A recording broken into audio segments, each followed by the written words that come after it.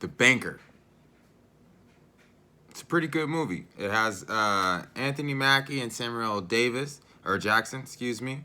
What they do, or basically it's based in the 50s, 60s.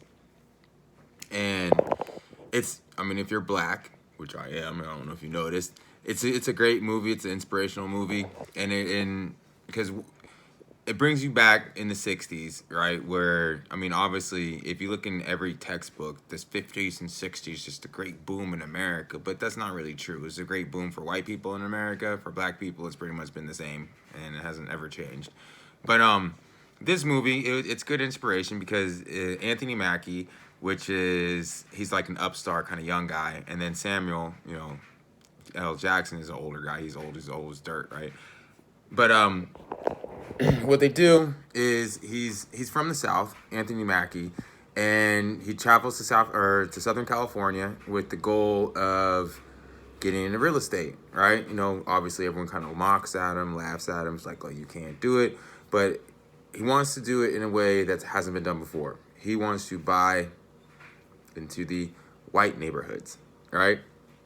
And start like basically taking over LA, but not in like the black LA. He wants to take over all of LA proper. And they basically do it. Like they buy the largest building in LA at the time, which housed all the banks, and they were like up here, all right, untouchable basically. I mean, they hatched a pretty decent plan, all right. They figured that since they're black, that no one will take them seriously, so they trained a white person. And then everybody in the world was all right, even though the white person was dumb as a box of rocks. You know what I'm saying? It doesn't matter. As long as he was white, it was okay, right? So, I mean, it's kind of like today, right? As long as you're white, then you're got to be smarter than the smartest black person, right? That's just usually how, most people look at us, even though it's very far from the truth. Back to the movie. Okay, The Banker. So, after he takes over LA, what do we always do when we're on top? We have to find some way for us to push it just a little further. So he wants to open a bank in the South.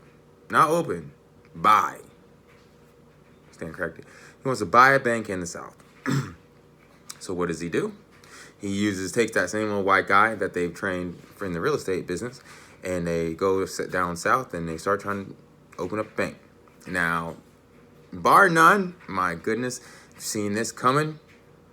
Well, the white man's wife is, oh, you're gonna make them seem like they're better than you, right? Even though, come on, white dude, you didn't know nothing before, you could barely even count to 10. Now, all of a sudden, just because you got a little dirt under your nails, you know what I'm saying? You're a genius now, right? And of course, with the influence of his wife, right, he basically corners the two black people into giving him a bank.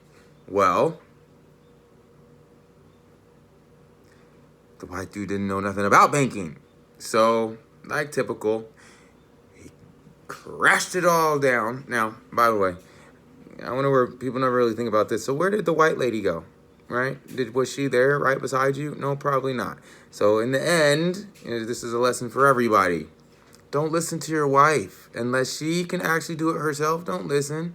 Don't get your big head up, because if you're really not that smart, and you don't know what you're doing,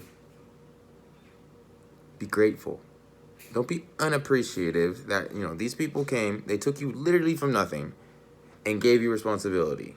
You got your head big, you bit off way more than you could chew, and you destroyed it, not just for you, you destroyed it for everybody.